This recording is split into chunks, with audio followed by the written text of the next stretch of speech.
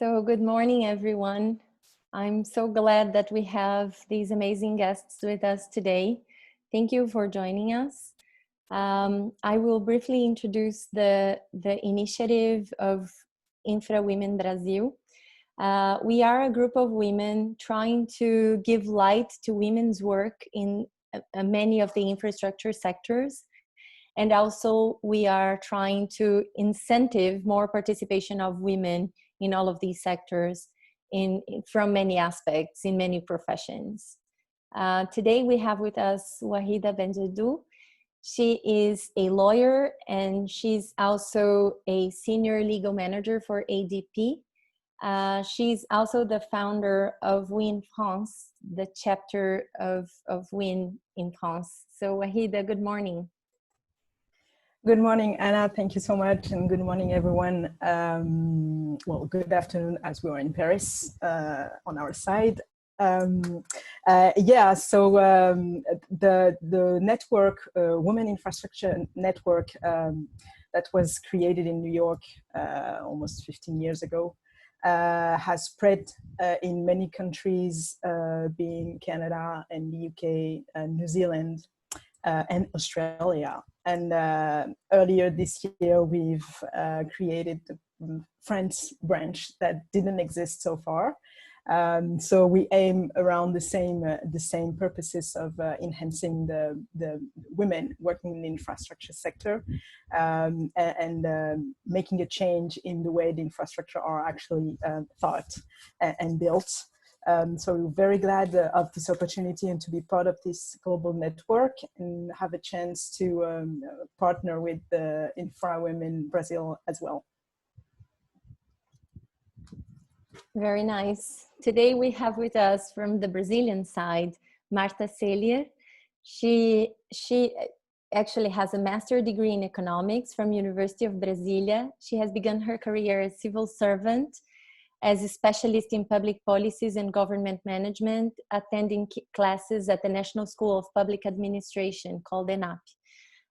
She also holds a bachelor's degree in economics from University of Brasilia and another in law from Centro Universitário de Brasília.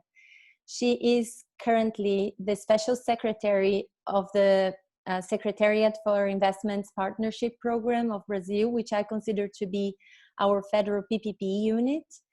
She was the director of the Department of Regulation and Competition of Civil Aviation at the Secretariat for Civil Aviation at the federal level as well, from 2011 to 2016, and the coordinator of the Department of Policies of the same body in 2010. She was the first woman to ever hold the position of CEO of Infra, which is our public operator, airport operator, back in January 2018. Marta, I'm so glad to have you with us. I consider you one of the most important women working in infrastructure in Brazil today and one of the most experienced ones. So thank you so much for joining the discussion. Thank you, Anna. It's a great pleasure to be here. We also have with us Cristiane Gomes. She holds a Master in Production Engineering, International MBA in Business, postgraduate in Project Management, Risk Management and Compliance, and graduation in Mathematics. She is currently the CEO at CCR Airports, leading business development and operations in Brazil, Latin America, Caribbean, and the US. She's the former CEO of the highway concessionaire CCR Autobahn, CCR's Group CIO, and director at Engelogtech, the group's Technology Excellence Center.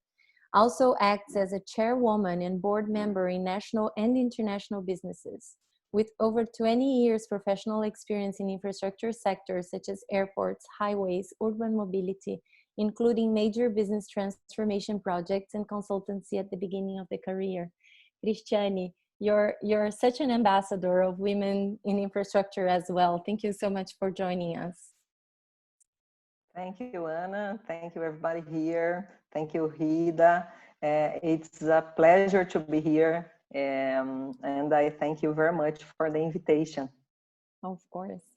So I'm the partner of the infrastructure and regulatory practice at BMA. BMA is a full service Brazilian law firm we have been assisting national and international clients in developing infrastructure projects and many other types of projects in Brazil.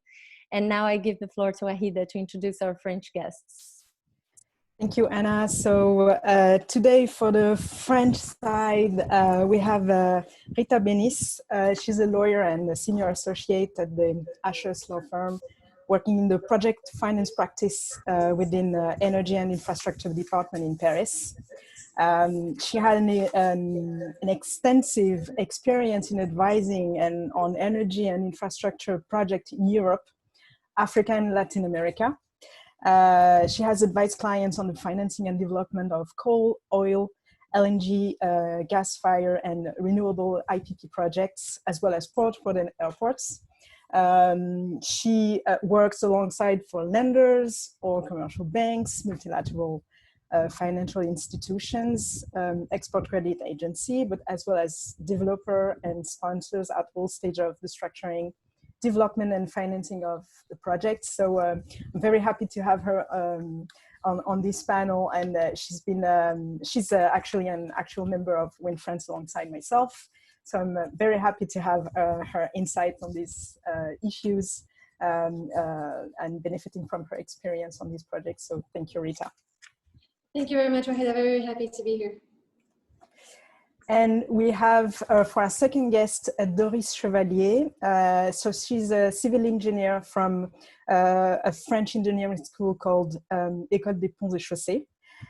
She's been working for more than 25 years in very large private groups such as Vinci, Bouygues, Alstom. She's also worked within public entities like Autoroutes du Sud de la France or Ministry of Finance and investment funds.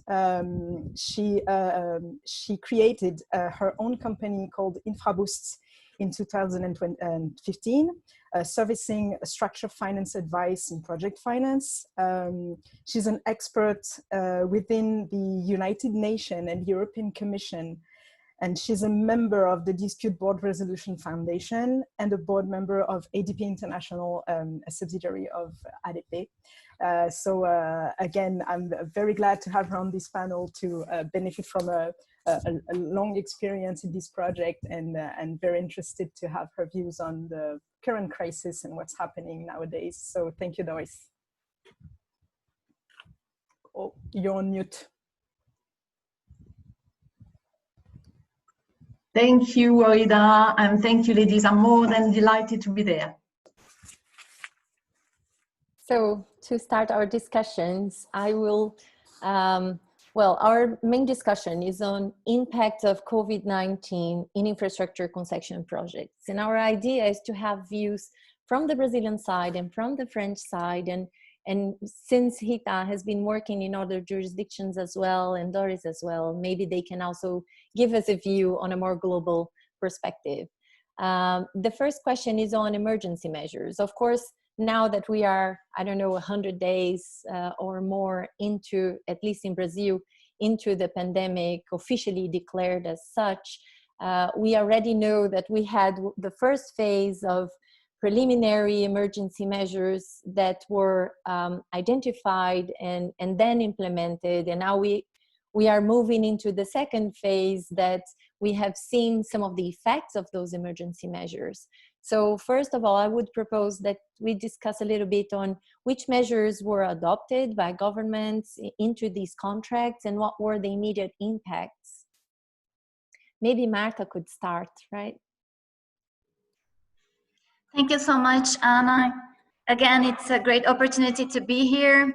Probably the first webinar I have only with women, so very interesting opportunity. Thank you for that. Well, Brazil is going through this crisis as so many countries having great challenge ahead.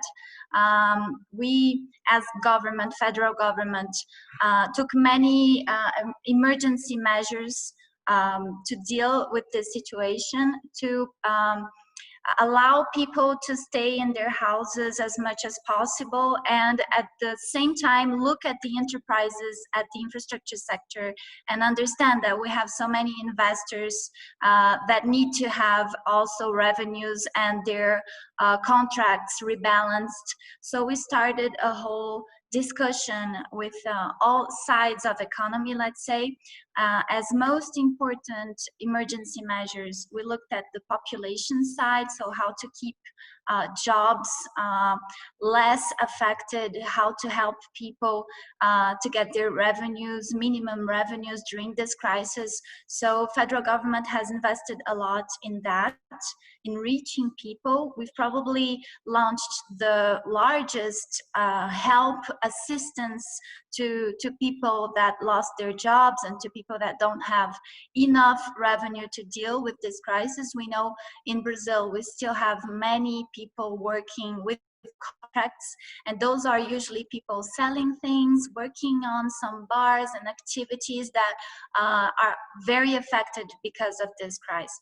So this was a first important side of Brazilian government measures, looking at people and their revenue and making sure enterprises wouldn't have to fire people as much. So many measures also for enterprises, helping them keep their employees with financing situations and opportunities, and also paying part of the salaries of the employees. That was an important side of the measure. The other important side, of course, very linked to hospitals and equipments and everything that was needed to deal with the crisis. So Brazilian government has bought millions of equipments and medicine and everything that was needed, also to enhance the capacity of the Brazilian hospitals to receive more people and more intensive care, also people in those hospitals. So that was another side. And the third side, very linked to making sure enterprises could deal with the crisis with special loans and money coming from the government to make sure services could keep on going. So we didn't have any problem with our infrastructure here in Brazil, even though in airports, for example, we had like 95% loss of demand. Even with that, all airports in Brazil kept open, and Brazil postponed some payments, some taxes, and some obligations from those concessionaires to make sure they could deal with this initial situation of loss of demand and revenues. So I can say a lot has been done, and Brazilian government has also understood that for the contracts we have, the PPPs with private investors, we need to rebalance those contracts. So we understand that what is going on is no responsibility of those investors. So we're already also advancing in those discussions to understand how those contracts will be rebalanced. So we took a lot of attention looking at the investors we already have in Brazil and how services could keep on without any loss of quality to the users and without being interrupted at all during this crisis. And we know we still have a lot to do now for all this rebalancing of contracts and all the discussions that we'll need to have. But we keep on strong with the PPP's agenda. That's mainly what PPI does. So we have many opportunities being structured right now. And we believe this solution through infrastructure will be very important in Brazil for the recovery period as well. So first look to the investors we already have to make everything possible for them to keep on working and keeping on with the revenues, stand still of financing projects and all that. And on the other hand, we keep strong with the PPPs we are structuring. The feasibility studies are being done, and we have some auctions already on our calendar for the second semester. Thank you, Very Marta. good, Marta. And I guess on the French side, I guess, Doris, if you can give us a bit of sense of what's happening in France and the measures that has been put in place so far. Yes. I mean, basically, we have seen two impacts and two steps in the measures. The first one is on the government side, and the other one is one on the private side. I mean, you have to know that in France, the pandemic arrived in a complex and tense economic context. In addition, during an electoral period, we were voting in the months during the first months of the pandemic. The government response was to preserve in priority employment and health. In a very successful way, I should say. I mean, for the 30 years of my career, I've been quite impressed that it has been very quick. We had financial tools to compensate for employment and for cash very quickly. On one end, there have been tools for the payment of unemployment by the state, should it be total or partial. And we had also credit guaranteed by the state, which has been put in place, with also tools for exemption from social charges. I mean, as you may know, in France, social charges are quite a burden for the companies. And it was key when nobody was able to work that the social charges should not kill the companies. On the other side, on the private sector, we have seen a quasi-immediate stop of the investments. All investors being, how should I say that? I mean, managing basically their backlogs and analyzing the evaluation of their portfolios in order to focus their capacities, their cash on the management of their portfolios and re-injecting money where it was needed. And of course, from there, we had treasury issues that followed. So that's basically the context that we had in France here, both on private side and on government side. Cristiane, would you like to comment on specifically your sectors or what you've seen as most relevant issues in terms of emergency measures? Yes, sure. Of course, I'm telling about airports. The airports we here know is the most impacted sector in this crisis around the world. So in our case in Brazil, as Marta explained in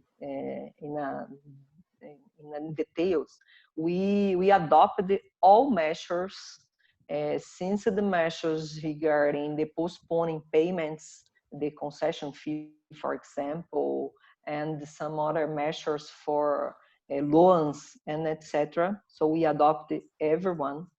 And our first action inside the company was and continues being is to take care about our people.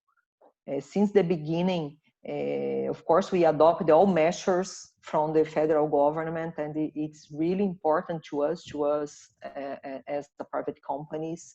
But our main concern is maintain their jobs, keep the jobs, keep the employees with a good health, but mainly take care about their mental health. So this is a very important way we are dealing our day by day. Of course, our airport in Brazil is running. The operation, of course, went down in that average 98.5%, but we are running. So we need to take care about our people. Most of them are in their home, in a home office, but the operation side, they are there. So we are doing this job face to face. We made a lot of improvement in trainings and how to put the guys safely. And of course, not only our employees, but the airport communities. So we have the concessionaires, we have the passengers. So we need to take care. We are taking care about the customer journey during this crisis. And I think our next step, I think we are discuss a little bit about the reopening and these measures. But right now, the reaction was mainly focusing in people. And of course, as everybody said here, we postponed many capex too, because it's necessary to save the business, to warranty the continue of the business, to maintain the financial health. So we prepared this, and we are dealing during our day by day many actions, and the main priority is to have our people, our passengers, our community health. So I think we are almost in the same page.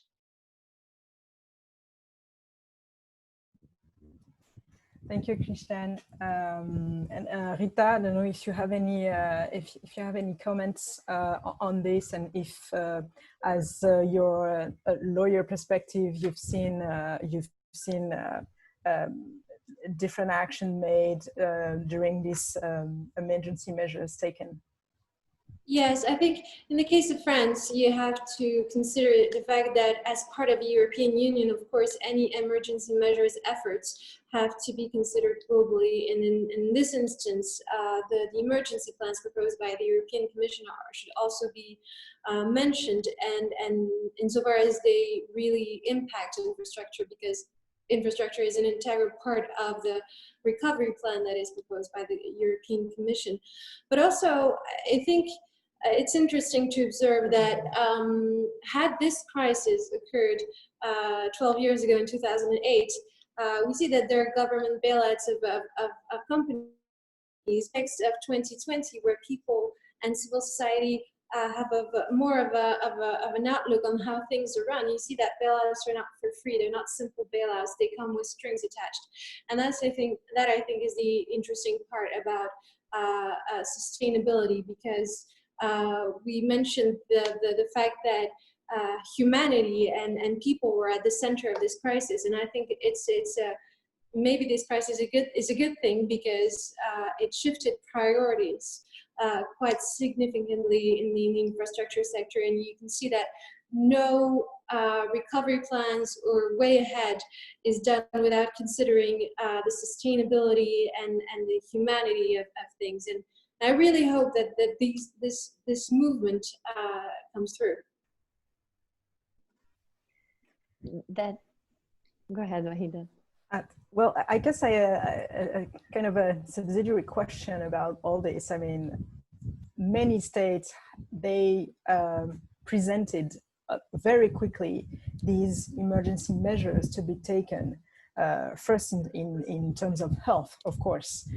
But as we see now coming is an economic crisis, because at some point we'll have to pay for these emergency measures. And how do you think states are actually prepared to what's coming if it's not coming already? Well, I don't think they are prepared. That's the big issue. I think they are improvising, and politically it's interesting, because the only way they could acceptably improvise on such an important subject is that if they have the public opinion on their side. And I think the fact that we're talking about the environment and civil society, and the fact that it has to be useful to people, is the only way they can achieve that. I watched an interview recently from the OECD chief economist about their prediction. They did a significant job of a report that basically said that nobody was going to recover from this anytime soon. So it's not really about when or how we're going to recover, but how politicians are going to navigate through that in the meantime.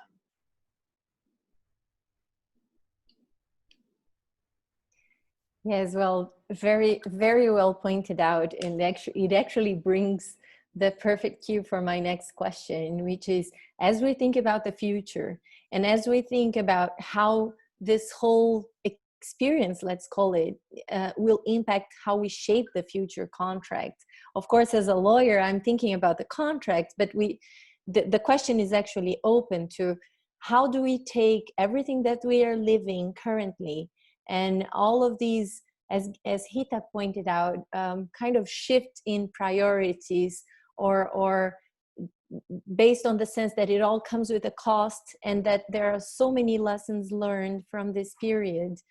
How do we take these lessons and incorporate into improving how we build projects, improving how we design these contracts, and how we operate these projects in the future?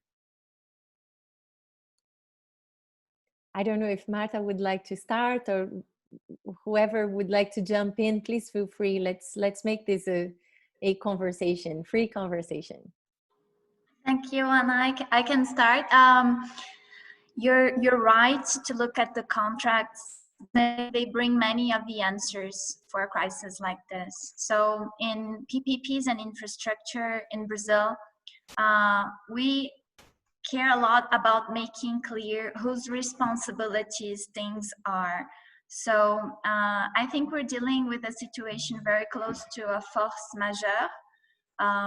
So that means, of course, it's not the government responsibility, it's not the concessionaire and the private investor responsibility, but who should be responsible for rebalancing those contracts. And we know that probably the answer is who has more capacity to deal with the situation. And in this situation, I think it's the government. So I believe contracts, of course, we used to think of almost everything when designing an infrastructure contract, depending on the sector. If we're talking about airport, there are so many insurances involved, right? And so many obligations, and we know whose responsibilities things are when we're dealing with the rebalance of contracts. But a situation such as this one, with 95% of our airplanes not flying and passengers are just gone, and how long will it take for them to come back? Because there's also this answer that we still don't have about the recovery, depending on the sector. So we know it's a health crisis. We know it's going to end. We know when we talk about infrastructure, long-time projects, 30-year projects, we're talking about a short-term crisis. But maybe the crisis changes the way population acts. Maybe people won't travel that much for meetings, for example. And here in Brazil, it's still a very important share of passengers, people traveling for work. And then finally, people are very well trained using new platforms and technology and feeling close to people and friends and solving their problems without needing necessarily to travel around the globe. So how will be that impact on the long term? So the discussion on rebalance contracts is very challenging, because we still don't have the answers on how it's going to affect the sectors on the mid and long term. We know on the short term, for sure, we need to have this discussion with governments and rebalancing the contracts, because revenue is gone and demand is gone in the short term, mainly for those sectors. Roads here in Brazil, highways, also very affected by this crisis. Other sectors less affected, like ports here in Brazil, they're growing through the crisis because of exports. So we're dealing with infrastructure depending on which infrastructure it is. But for some sectors, when we think about tourism, when we think about hotels and events, and we think about business travel and all the impact it will have, how will this crisis affect all that on the long term? And for us that are building new contracts, we have the structure of new PPPs right now. We are trying to solve all those things in our contracts. Maybe we should work more with demand triggers instead of obligations of investments. Since demand is so difficult to forecast, then we should understand that maybe the best way for an infrastructure contract to make the risk of demand considered is to work with triggers. If demand reaches a certain level, then you have to start an investment, and then you have to make a new runway for an airport, new apron and new investments. But if demand doesn't reach that level, maybe postpone that investment. So we have many challenges ahead, but I think we have tools, and we have to be creative to bring answers to those challenges. And just one comment, not to miss the opportunity. I think that the demand, we've been treating demand risk as something flat and just allocating it to the concessionaire and that's it.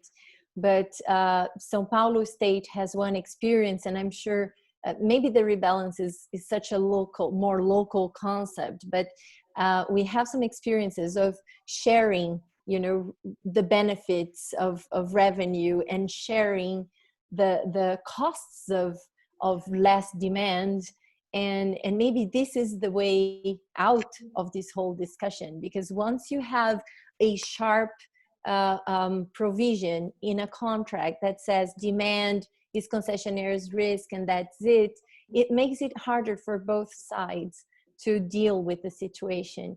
And I guess to Marta's point, I've been really finding a more collaborative environment between grantor, regulatory agencies, and government in general, and also the users, you know, the whole stakeholder list in terms of how to deal with the situation. And maybe it's something that is specific to this time, and because everyone is so affected by a health crisis, but maybe we could also bring that lesson forward and try to collaborate more. I actually received one question that I will bring now before everyone comments, and I'll give the word to Doris right after this. It's just a provocation, an additional insight into the same question, that why, how should this whole period shape culture of negotiation into these contracts? Most of these contracts are you know, very closed and very let's say not open to renegotiation and changes in obligations or replacement of obligations for other ones. And so I wanted, Doris, to hear your view about it. It's a very good question, because it will definitely change negotiation, both from the governments and from the private society. We have to bring, and it makes the links with what Marta was saying, we have to bring back the contract in the real civil society. On top of that, people have been locked down for 3 months, 4 months, depending on the country. They cannot stand anymore to be imposed situation that they do not want. I mean, they have time to thought, and they want now governments to be reasonable and to be protective, and they are not ready to let people do what they want just like before. I mean, they know that life can stop. They have experienced it, and they are more accurate on what they want to see for the future and for their kids. So it's quite important. I mean, in my view, we are just entering in a new phase of PPPs.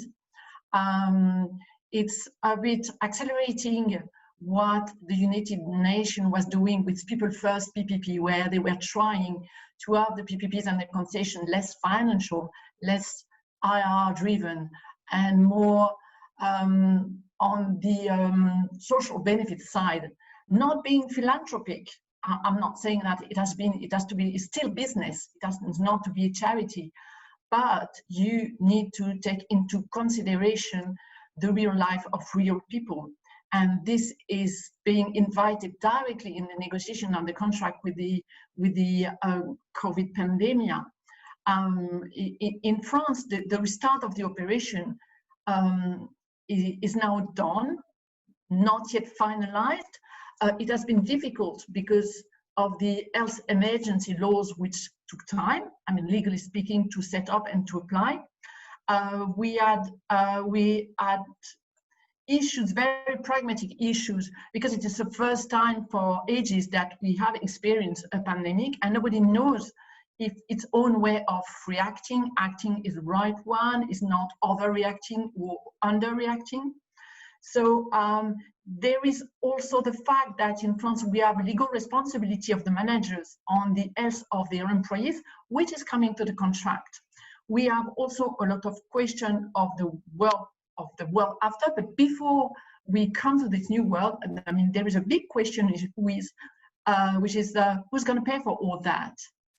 And people do not want to pay for that. People do not want to pay for things which has not been anticipated for government.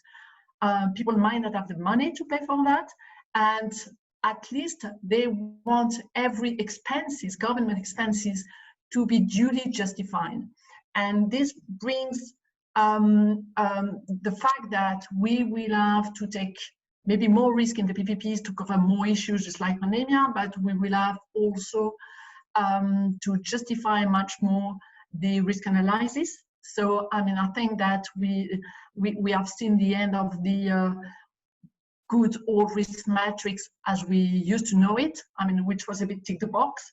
We will have to have due demonstrations, and also not only solve the matters with financial solutions. This crisis is far more complex than the financial crisis of 2008. I mean, I was then participating to the stimulus plan in response to the financial crisis. This one is not only financial, it also involves changes in the behaviors of people, and whose cost is not yet measured. And when we also already know that the lockdown period has cost a lot. So obviously at this stage, operational capacity, just as said my colleague, is not at full. We do not know yet who's going to pay for that, because in some contracts you've got recovery cost to be paid either by government, either shared between government and private sectors, but I guess this not going to be enough. In some also jurisdiction, just like in France, pandemia is not covered by force majeure. And you have also the fact that we all thought that it would be easy to have reimbursement from insurance, business interruption insurance, which is not the case. We have good arguments these days in France between insurance companies and people for this the application of reimbursement. But this is not all yet done, and we have a huge amount of work to create this new world so that it is more balanced and not only finance driven. This is interesting. This is interesting what you're saying, because you can see that in I was about to say in a normal situation. We don't even know what normal is now. Normal? But what is normal? Yeah. I don't know anymore. Exactly. You know, when we were facing, like, you know, the sort of usual hurdles of an infrastructure project, being during negotiation or being after the beginning, during the performance of these projects. You can see that already at this time, all the people intervening in these projects, so being the insurance company, being the lenders, being the investors, being the concessionaire, being the public sector, everyone was trying to, there was kind of a risk sharing, and yet the day you face an obstacle, everyone is actually looking at everybody else to say, okay, who's going to pay? But it was, you know, as obstacles that we sort of knew or anticipated in the contract, and yet we had discussion. In this very particular situation and in these very exceptional consequences, financial and otherwise, don't you think that there is a trend to actually be very conservative and very protective of each and everyone's own interest? And at the end of the day, you say, okay, but if no one is actually willing to take a step forward, and not necessarily no one, but everyone should take a step forward to each other and say, okay, everyone has to take a hit to make this works. But it doesn't seem to be the trend. I mean, at least at the beginning, you know, when we were facing the pandemic and trying to anticipate what it's gonna be, we've kind of noted this kind of behavior. Do you think that now that the time has a little bit passed and we have no choice, do you think that this is something that everyone working on the infrastructure sector and around an infrastructure project is actually willing to sit at the table and say, okay, let's do this? I think, I mean, we can do it only this way, because it's a terrific situation for governments, because if they solve it for infrastructures sector, there might be a kind of contagion effect. Let's assume that governments compensate a motorway for loss of operations revenue. Why shouldn't there, I mean, an operation, sorry, a motorway company is a private company. Why then, or how would they not do it or not do the same for all bakeries or all hairdresser shops? And I mean, you can imagine that nationwide, this is impossible. We are talking about national solidarity. And this is where it comes to individuals. How much are you prepared to save your neighbor, and can you afford it? And that's the old question. I think that there's something important about what Doris just said, is somehow trying to differentiate, and it's hard, the businesses that can recover more fast and those that will bring a great loss to population if they close. So when we look at bars and restaurants, for example, here in Brazil, they're mostly closed. We have a lot of delivery, but for bars, most of them are closed. So many people, unfortunately, were fired, even with the help of government. But we know that once the crisis is gone, we have the demand, the bars will be back. Maybe another bar, maybe another investor, but it's very, I don't believe we'll have in Brazil, when we recover, the lack of restaurants and bars, as an example. When we look at airlines, if they close, if they bankrupt, it's very hard to get them back. It's hard to get services back to population, and maybe we'll have many cities in Brazil that won't have flights, and maybe it will be too expensive to flight, and then we'll get people away from this service. So I guess government has a great job to do, trying to understand which sectors recover fast and which sectors will have great losses, and then population lose.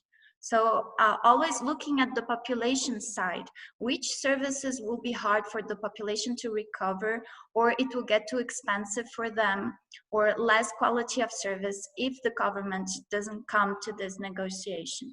So that's how I think we separate infrastructure from other business. So infrastructure, public services cannot stop. They have to be delivered to population with quality. We don't want our infrastructure to stop. Our highways have to be working with quality, our ports, our airports, and all that. Energy distribution, and energy is a good example here in Brazil, because suddenly population, it was difficult to pay for the bills. Enterprises and the population, how do I pay my energy bill if I'm not having a job right now? So at the same time, government has to look at the population and has to look at the enterprises that are delivering the energy. How are they going to make up also if people are not pay for the energy? Are they going to stop providing the energy? And that's a big problem as well. So what we did here in Brazil, we passed a bill in Congress allowing for governments to pay as a social tariff for energy. So for people that don't have enough revenue, we are paying their energy. For a period, initially for 3 months. Of course, it's very expensive, and of course, then we'll have to find ways to pay for all those bills here in Brazil, and we're not in a comfortable budget situation. But then we'll have to invest more in PPPs, in privatizations, in opening our markets for more private investments, and try to rethink many policies to get back to work with more fiscal balance, let's say. So very interesting. Just wanted to share those examples here in Brazil. And I'd like to. I'll just make a very, very brief comment, I promise. Oh, sorry. It's just that we also need to be aware that any and all reaction of government at this point will influence investors' appetite and perception of how safe it is to invest in government projects in the future. So this is also the top of mind concern, I guess, from a government perspective, especially a government which is thinking medium and long-term investments and trying to prepare a pipeline of investments. You also need to be very careful on how you manage the immediate situations, because that also sends out a message on how you're treating your contracts and your investors. Okay. Yeah, Cristiane, that's right. Let me add one comment very important in this situation, just to come a little bit back in a pandemic, yes or not a force majeure. In Brazil, as Marta mentioned before, we had this as a force majeure, but my comment is related to how the government or how the authority, the grand authority, is dealing with this force majeure, this unique situation, because we already have some crises, many crises with this demand, but in this case it is completely different. In our case in airport, we are having a very good discussion, a mutual understanding about what does it mean, this force majeure. Of course, the responsibility is the authority is for everybody. The responsibilities needs to be discussed, but at the end of the day, as Marta mentioned, we need to take care about people. We need to take care. We are a public services. So in our case, our authority, they are doing a brilliant job. They are a protagonist in this discussion in infrastructure in general. Airport is of course, because this dramatic situation. But in our case, we are having discussions, trying to get the rebalance, not thinking about the future, because we have no idea about the near future. Of course, the crisis will end. We are going to have some solution almost right now, but we needed to address 2020. 2020, we needed to have the reopening, we need to have the protocols, we need to ensure our way to protect our passenger, to bring back the passenger in a security situation. So this discussion with our authority is going very well. So what is the solution we are addressing in a mutual understanding for 2020? We are following this dramatic side in revenues, but we are doing our role. We are reducing costs. We are reducing costs from these measures, from government measures, but from our side, we are rethinking about contracts. We are rethinking with our third parties, because we need to maintain these companies too. We have many providers, service providers. Some of them are big, but others are so small, but we need to protect these companies too. So we, from our side, we discussed with every single third party, every single service provider, to think about the situation and to recover 2020 and how to recover that. Not think about, oh, I need to rethink the risk matrix. Of course, we need to rethink that, but not right now. Right now, we are discussing about how to address 2020. And we are having this discussion, and we already have a deadline to have this calculation regarding how to recover this piece, small piece, but it means a very important step. So what I need to comment here, we have the contract, the government has to follow that, we need to follow that, but we have some ways to think out of the box, and we are doing this in Brazil. Of course, all agents are every public agents are together, straight to the contract, straight to the law, but we have some solution to address this part.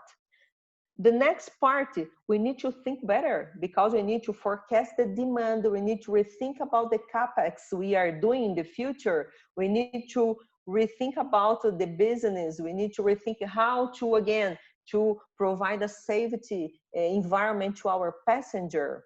And the good news from our sector, okay, we are in this situation, it's good to think about the future. The air sector in general is very resilient. When we look back to the story, we saw a lot of crises, of course, not near that we are facing now, but this sector is very, very resilient in this. So let's cover 2020, let's cover 2020 first, and let's think about the future, because we need to reimagine our business. We need to have some other way to do the capex, some other way to have the journey of our passenger, to bring in more technology, to bring in new things, to provide a better service. But again, here in Brazil, we are having this very good discussion with the public side in the same side of the table. I think this is a good way to provide a quick solution for this piece of the problem.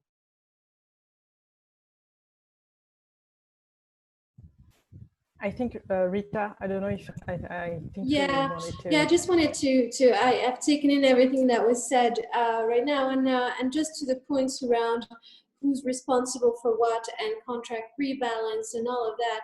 I think we look at it from a perspective that is French or Brazilian in states economy where practices are established and states are more structured. But if you take the example of Africa, where these things are quite missing, and when you look at how the contracts are drafted generally, the tendency I see as a lawyer and I practice, although reluctantly, is that because investors feel like they're taking more risk in Africa, the contract is structured in favor of the investor, and there is already an imbalance there in favor of the investor.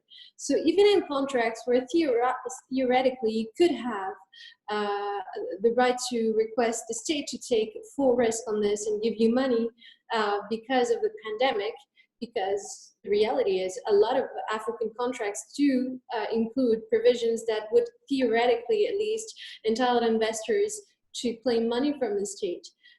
You can't do it because those states don't have the money. If they did, they wouldn't be in this situation, and you wouldn't have to request it from them. They would have offered it. Two, you cannot back out from your project either, because in state where, for instance, you are the only power operator in the city and you provide the electricity to villages, or you have a major key infrastructure that is vital to the city they're operating in. In terms of PR, not only in Africa but elsewhere, if you're an international operator, you just do that. So to go back to what you were saying, Ouahida, and the fact that and everybody was saying actually that all parties involved have to take a hit. That's especially true in Africa, and I think in terms of the way forward, obviously there is not as much infrastructure. There is a real need for infrastructure, and I think Africa should be kind of the benchmark for this, that how we would do it if we were to start from scratch, because we can do it in a more efficient and resilient and sustainable way. And while states were reluctant, African states were reluctant to do it that way before because it's more expensive, I think if there's a global tendency towards that intention, there's simply not going to be a choice. And I think practically, because these states do not have the money to sustain the existing infrastructure, much less build new ones, the Bretton Woods institutions and development institutions should come to the rescue. At least they're expected to. If not this, then what are they there for? And I think that that will come with the same strings attached as government bailouts, i.e. sustainable and environmentally true. True, and I guess it's a very good transition for question 4, actually, and talking about resilience. I'm good at making all the transitions. Thank you for that. Yeah, resilience. I think, I guess that all of you may have seen, just like me, that this is a word and a concept that has been coming up again and again lately, and I guess particularly in these very specific operations and contract, where the traditional way to look at them was, once you have signed this, that's kind of the end of it. And if you want to change anything, it's kind of very complicated, and you have to talk to a lot of people, and it costs a lot of money.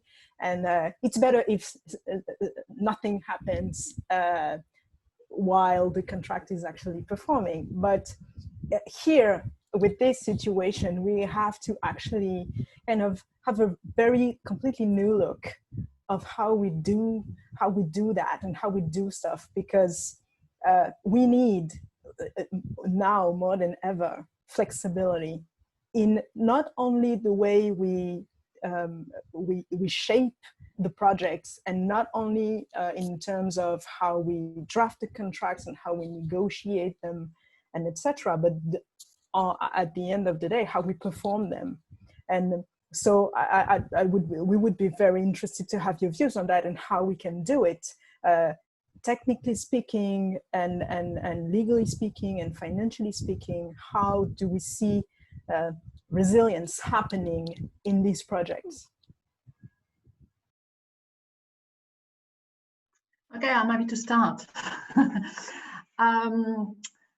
I've been in this business since the 80s, so I think I'm the older around this table, and I've been quite surprised along my career to see how much the investors, or any stakeholders, do not take any more risk compared to when I started.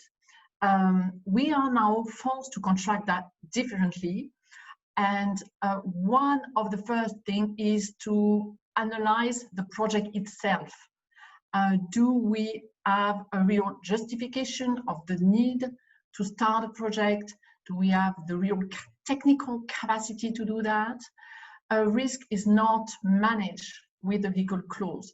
The legal clause should be shaped to reflect the agreement between the government or the public authority and the private company, not in terms of compensation, but in terms of real capacity in real life to deliver the performance of the job.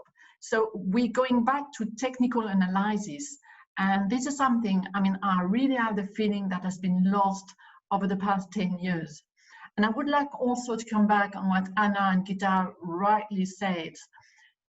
There is no longer any safe investment, and this COVID crisis has proven that. And this is a good point, because now investors will start looking below investment grade. And this is a good news because it brings much more projects. It brings a much more solid economy, because a solid economy is lives and lives more with more risky projects before giving birth to very stable projects. A good economy relies on a solid social elevators, which basically in our businesses rely on more risky projects. And if you want to contract on a risky project, I mean, you need to go to the technical points of the project and go to the risk analysis. So we've got to change our habits in that point of view, and we've got to be much more technical than we have been in the past 3 years, basically. I was thinking here about something you said, very interesting, and how governments can't take all the risks. We can take some risks, but not all the risks. So for an emergency, for a few months, help the investors to go through the crisis, but not all the risk. And then I was thinking about an example here in Brazil.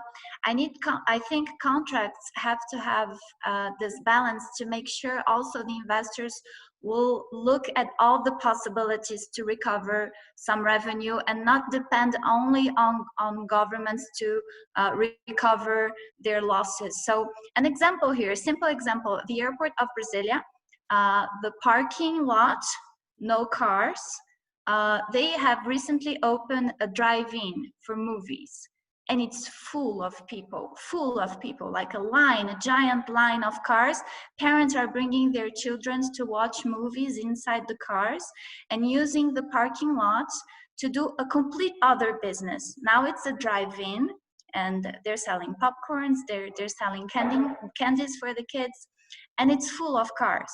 So contracts need to have this balance so that the investor is all the time looking for intelligent solution, even if it's not your business. And for sure, the administrator here of the airport of Brasilia is not specialized in movies and theaters and things like this. They thought of a solution to bring quick revenue back to this parking lot.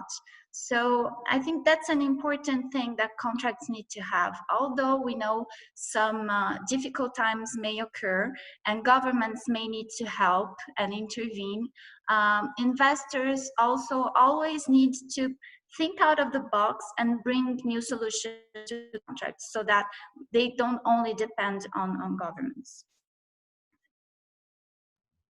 I so agree with you what you're saying, Marta, because this is interesting. On the last 15 years, I've worked on infrastructure projects, and in PPP particularly. They was, and I'm not sure that in France we've actually benefiting a lot of this possibility, but we've seen in some contracts that are not generating revenues, like I don't know, a PPP for a hospital or for school or whatever. The possibility for the state or the public authority to actually grant a land that is not used, and you can do, as a private operator, you can actually make anything you want that can generate revenues. And I'm not sure that this is something that we actually digged into very deeply. I guess we should have, because this is a way not to be stuck, you know, with a relationship between the private sector and just the public authority and waiting for one of them to find a financial solution to a problem, but to actually have this a little bit of fresh air and maybe fresh money, let's just say, let's put it that way, to face whatever problem you are facing in this type of project. But it gives a little bit more flexibility in facing an obstacle, which will come out in any way possible when you have a 30 or 40 years contract. Right? It's just not possible to think that in this very long period of time nothing will happen. That it's not possible. So yeah, I guess this is something that we actually should dig more and develop more in this type of project, I guess. It's very interesting what you just both said, because I mean, you are touching the point of circular and local economy. And we've been talking of local economies and circular economies in our contract for ages. having clauses in the bid documentation saying that you need to prove 30% for local content, blah, blah, blah. But I mean, this example of this drive-in and so on, that's really the point where you'll find flexibility in real economy and in circular economy. And that's exactly what is going to be the afterworld next, because people need to work, people need to eat, people want to work, they want to do something. And we just have to change our minds, just open a little bit more our minds to make a difference, and it will fly. So it's just being creative. No, I agree. And actually, I mean, as a lawyer, although it may seem shocking, when we're talking about contractual resilience in this instance, I don't think lawyers have anything to do with it, because it's really a business-driven thing. It's the business people who are going to decide how they're going to make money and how they're going to optimize and make their projects resilient. And you were talking about circular economy. I want to give the example of a client of mine, which in an African country has a power plant operating in a very remote region. And they are really contributing to creating a local economy around the plant, so it's sustainable for the people working around them. And recently what they've done is that they've purchased 20 sewing machines and created a mask fabrication plant next to the power plant. And because there was a need for masks to protect the population, and there was a need for employment, and then these people had to find something to do, investing in 20 sewing machines in a small village in the middle of the desert in Africa has a considerable impact. And we underestimate how small businesses to the community at so many levels. And yes, big corporations, big sponsors, big banks are not good at thinking small. Let's face it, they're not good at it. They don't know how to do it. So they're going to have to learn.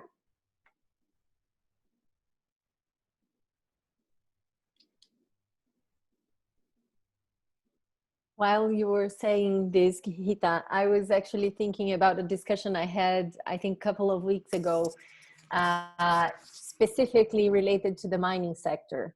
And I guess in a certain sense, the mining sector is much closer to the discussion on local economy and local community impact than many of the other infrastructure sectors, right? But I would like to bring another element to the discussion. When we were preparing the session, Ouahida and myself, we were also thinking about technology and how to, because technology is an element that can work for good and for bad depending on how it affects the performance of these contracts, and also something that evolves very fast. And we usually have how do I call it, obsolescence clauses in some of the heavily related in technology projects. So I think it's another element to it that we now see, for example, when we discuss the protocols, the health protocols that should be implemented. We are also thinking about, especially in airports, I had a discussion another day with some more of a technical team related to airports, and they were saying, well, you could have a touchless airport, and you could actually implement technology to have people feel safer and really rethink their culture of flying, instead of, you know, keeping the Zoom videos or whatever. You could stimulate them to get back into flying just by using technology. So this is also an element, because it's CapEx element. It may also affect OpEx. It may reshape the project. So I would just like to, you know, bring that in and get your views as well. I would like to come back on what you just said and what Ghita said. I mean, we need lawyers. In this new world, we definitely need lawyers, because we were in a trend, and especially in PPPs and contracts and concessions, where we were going for standardization. And standardization just does not work to reshape a world. I mean, this is all about prototypes. The only standard clause I like in a contract is what I call the D&K clause. D&K clause say, I don't know. And I need a lawyer to express in each and every contract, for each and every contract, in such cases, what is the thing that I do not know. And for each and every contract, it's different. And this is where we definitely need lawyers to be on board. And I'm going to have my 5-minute feminism. I think women are really mind-shaped for anticipation. And in all those contracts, what we need is to be able to anticipate what we're going to leave to our kids in the future, for the next generation, especially in infrastructure, where projects are there for ages, more than a generation. So we need to think to what we're going to leave to our kids and have this kind of flexible and DNA clause in our contract. And definitely we do need that. No, don't get me wrong. I'm a lawyer. I'm the last person who is going to say that you do not need lawyers. Otherwise, I would be out of business. Lawyers are essential to human life. No, what I meant is speaking about contract resilience, in order to put that in black and white, we need the entrepreneurial intention, and we need to do to know what clients want and where they want to go in order to be able to anticipate those risks. You know, when people ask me about my job and don't know the infrastructure project finance sector, the way I describe it is that basically my clients come to me and tell me what they want to do, and I tell them what could go wrong and try to fix it. And that's what we do as lawyers, right? And I agree with what you're saying about women being able to anticipate and think about more than men. And that's what I found interesting. I personally have a creative personality, and the reason I think that I chose project finance specifically in Africa is that you get more creative with the types of contracts you do, because there's little precedent and there's always something new. So standardization when it comes to infrastructure and project finance generally is not a good thing, and you're going to face a wall at some point. It works for vanilla financings, but that's not what we're talking about here. And I think that this crisis shows that, specifically points that out. In addition to that, I think that not only do we need to have bespoke contracts for each types of projects, but to going back to what Anna was saying about mining, it is true that in the mining and oil and gas sector generally, there's more focus on local content, what we call local development, but it is kind of sad to see that it's only where your project or your sector is so detrimental to the environment or so ill-perceived by civil society that you have to bring something to the table to compensate for that. I think it should be the rule that any project, no matter if it's green energy, oil and gas, whatever, it has to bring something to the people around it, and something of value, and that is not only for value, immediate value for the people in the surrounding, but also for the generations that are going to come for the duration of the contract. If it's 30 years, then it has to have human value for 30 years. Otherwise, it's not a sustainable project. And that does not only apply to mines and oil and gas and Africa and developing countries. It should be the case in the middle of the biggest cities in the world and the wealthiest also, because they have people in them. And what is the economy for if not to allow people a better living? Well, and then again, a so good transition for the last part of our discussion. We have like 15 minutes left, and I guess it's very good to end up with the two last topics we wanted to discuss with you. So Anna, please, I'll leave you the floor on this. Well, I'm actually thinking that Ghita gave us the perfect clue. And, you know, Ghita, I've been thinking a lot about this. And I think as we proposed to end this discussion with more of an inspirational insight for people watching us, thinking that most of these of our audience today is comprised of women.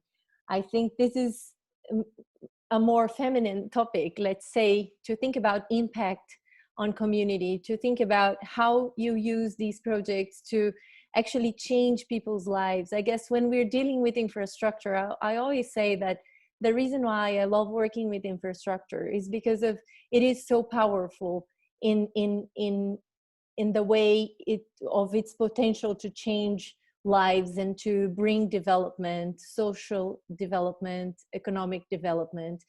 And if you don't have infrastructure, it's hard to talk about everything else. And this week we actually had such a victory in Brazil, because the new regulatory framework for water and sewage services was approved in Congress.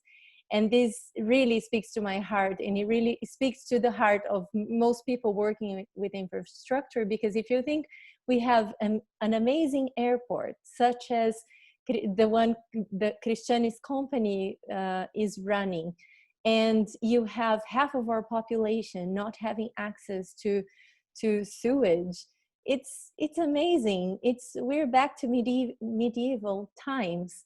And so we have to solve that, and that really creates impact. But besides that, right, when you bring the private minds to think along with government on how to develop a project, I really think that we could have that element included in the discussion on a more broad sense. And this brings me to my question to you, which is, how do you see women's role in infrastructure?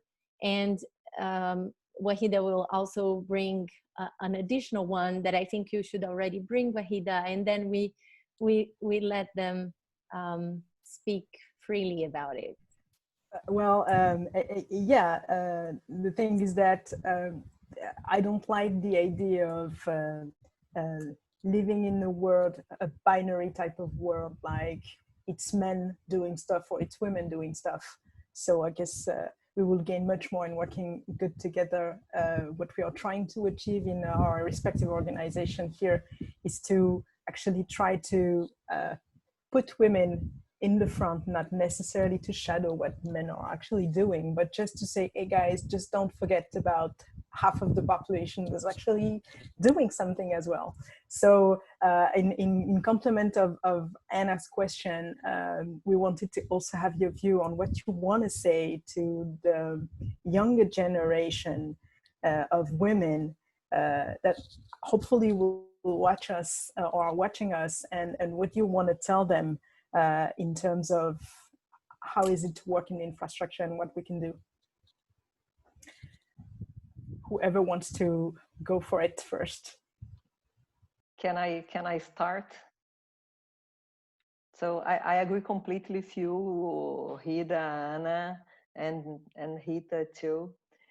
For me, I've been working with the infrastructure for almost 25 years already.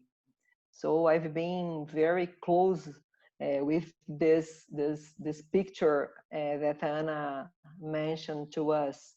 So for me, it doesn't matter if the gender doesn't matter. What matters for me is infrastructure is a passionate, mainly because the purpose, the main purpose is to provide something better, for people, for the society, for the planet. So men and women, the gender, all together, we need to have the same purpose. This matters at all. And in my career, I could face this scenario that Anna mentioned, that we were discussing about some project here. We were developing a big highway in Brazil, and at the end of the day, we didn't have the basic structure to have a commercial energy. for us, I am in São Paulo, it's completely crazy not having the commercial energy. But we have this. Brazil is a big country, and around the world we can face the same. We work in the United States. We have some 99 different locations in the United States. Oh, United States is much bigger. United States is the first country in economic, in GDP, etc. But there are a lot of surprises in this sector, in infrastructure sector, that we are developing. We Brazilian, we are there face to face with the authorities, developing projects, for example, in a sustainability and resilience side. So we are responsible, our team in United States, we are responsible to develop this mindset in America.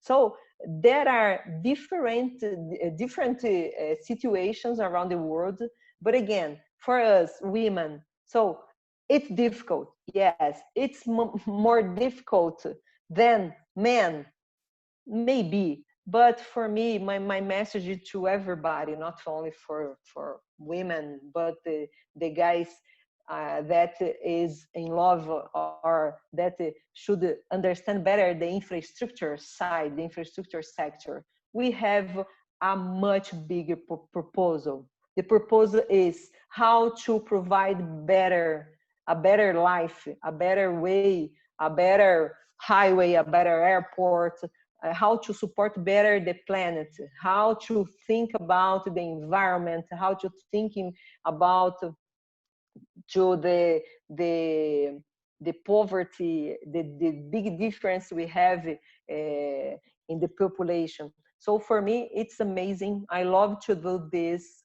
And if I can do some advice, not advice, but some tip is, I use this for my entire life. So always, it's good to have this kind of discussion, network, or this kind of proximity with people who inspire you. So I use this during my, not professional, but my personal life. And the other is study hard and always, and do not give up in in face of some difficulties or the first difficult we have. So it's difficult, yes. It should be a little more difficult than we compare, yes. But we can do this. Everybody can do this, and put our proposal in our first step always. And I think that's it. And I know we have a small minute, so only again to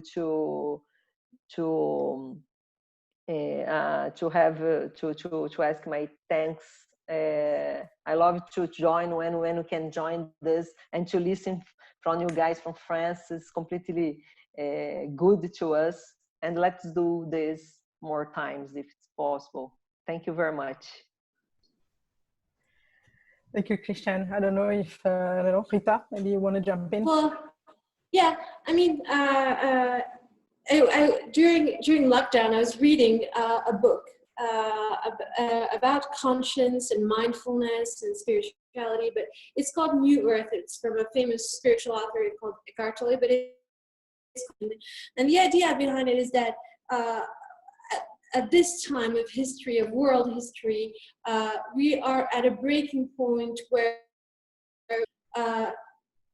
accede to a new level of evolution, but it's a spiritual evolution, an internal one, and that we're ready for it, but we could miss it. And one of the things he's saying, I really advise you to read this book, but one of the things he was saying that women have an easier access than men to internal spirituality and conscience, because they have a bigger sensitivity to the world and the intangible, which I think is very true. Not to try to reduce men in any way, but I think bringing that to infrastructure, as I said earlier, and as Martha said, the purpose of infrastructure, we don't call it for nothing. It's to serve the public. To serve the public, you have to be able to have a global view of things and be able to put yourself in somebody else's shoes and walk in those shoes. And is it a reality that women are better able to do that? I believe it's the case. Again, not to take anything away from the men, but it's complementary. They are better at certain things. We are better at this. And this is something that is very valuable in public service and doing something that is for everyone. And I guess that's the inspirational things I'll say. I'm not going to get into the challenges of working in an environment that is mostly men. That's not relevant. It's relevant what we do with the things that we can bring to the table as women, and I think that's some of it. And I guess what I would say is that it goes beyond just infrastructure. It's everything that is around the world and that is important to people generally. And I guess that's all I have to say for me today.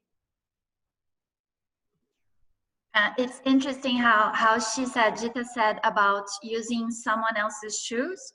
So very often I listen to people saying that women talk too much, but we are also excellent listeners. And that's very important because when we talk about infrastructure, for example, and big infrastructure, it's everything very challenging. So you have to listen to understand which interests are on the table. Some people really want the project to happen, some people don't. Why is it that they don't? What are the interests being considered? We have to listen to people all the time to make infrastructure a reality and dialogue a lot about the benefits of this infrastructure, about why it is important. So I believe that's why we do need more women in infrastructure, because we have such a capacity of listening and understanding what the issues are. And also negotiating. Maybe you start a project thinking you're going to do it that way, and after you listen to all the critics and all the problems, maybe you take another direction, but still focused on the project. So you find new solutions by dialoguing a lot. And I love having women on the table because I'm sure they're paying attention to all interests and trying to find solutions all the time. And also what Anna mentioned, very important, and that's a good example of how women are important in infrastructure, is the basic sanitation bill that was voted just the day before yesterday here in Brazil. This is such a long fight that is happening here in Brazil, because just for you to understand, basic sanitation in Brazil is mostly run by public enterprises, so very dependent on public money in a country that is having big fiscal crisis and problems. So investments going down and half of the population with no sewage. So I started working with that 4 years ago.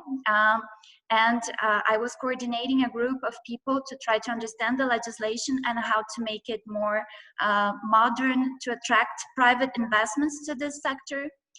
And what I can say to you is that women commit to projects. I haven't been working with basic sanitation for all those years, since 2016. I changed jobs, but I never let the project go. Even when I was CEO on Infra, I would get some investors for meetings and they would ask me about basic sanitation, and I would give them all the tips, all that needed to be done to convince the deputies and the senators. I never let the projects go, and that's a very feminine quality. We don't give up. When we're convinced of things, we go until the end. And now I'm back to a investment partnership program, and I took basic sanitation back to me, and I'm just talking to Congress all the time. Sometimes I think they say, you're so stubborn.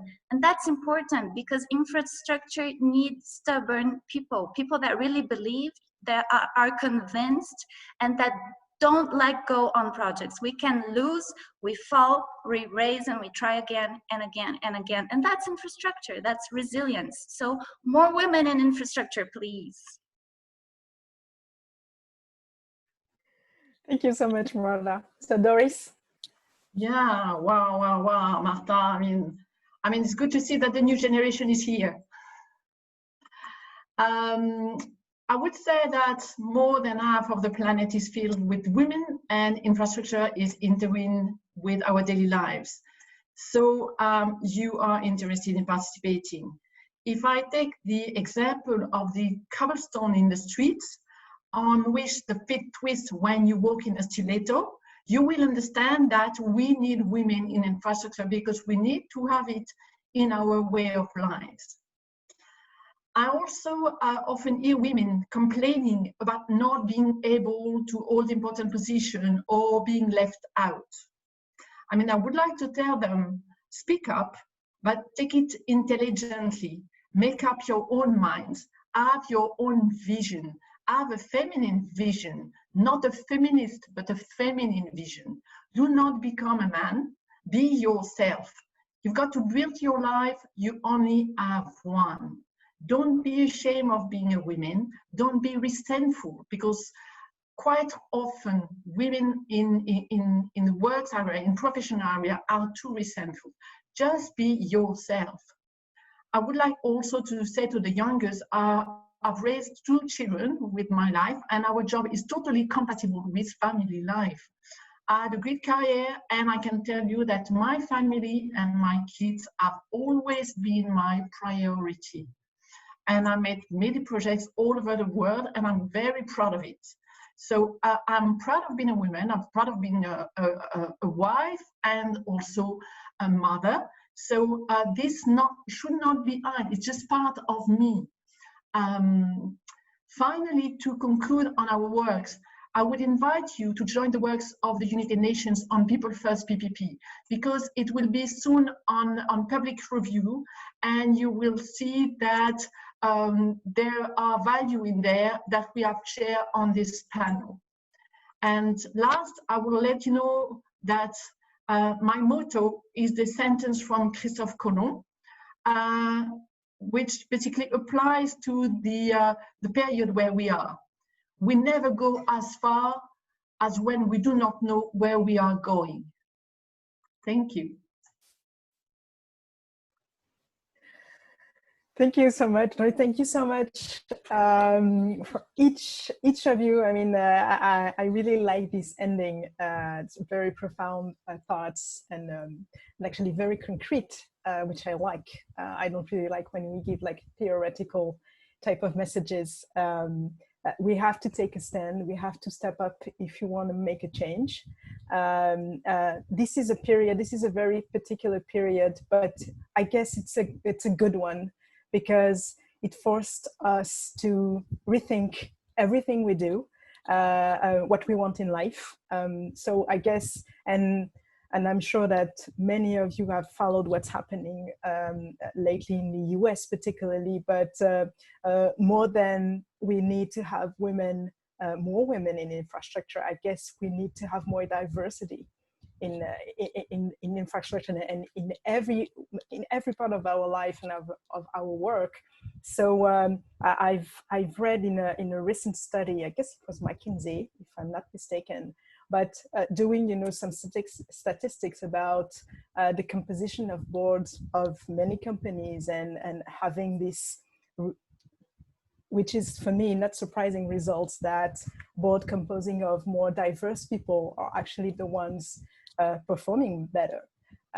So we need diversity to have different point of views and to bring different ideas, because this is what we need for the world of tomorrow, if I must say, and infrastructure is part of building the world of tomorrow. So you girls and you people from different environments and ethnicity and social background, just step up and come and join us to change that.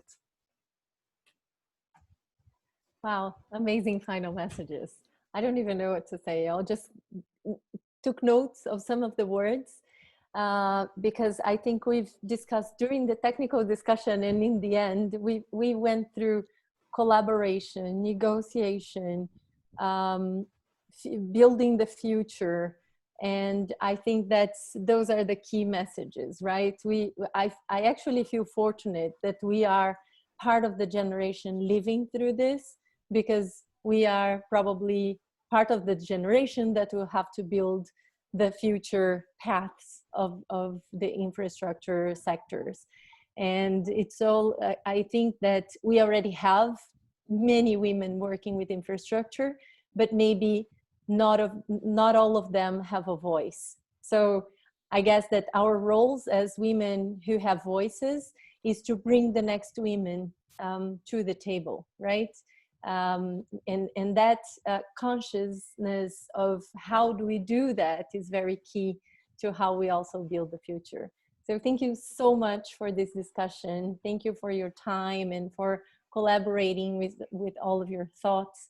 And I hope we do have an opportunity of doing this often in the future. Thank you so much. Thank you so much. Thank you. Bye-bye. Bye-bye. Thank you all very much. Have a nice day and take care. Thank you. Bye-bye. Take care. Thank you. Bye-bye. Bye. Bye.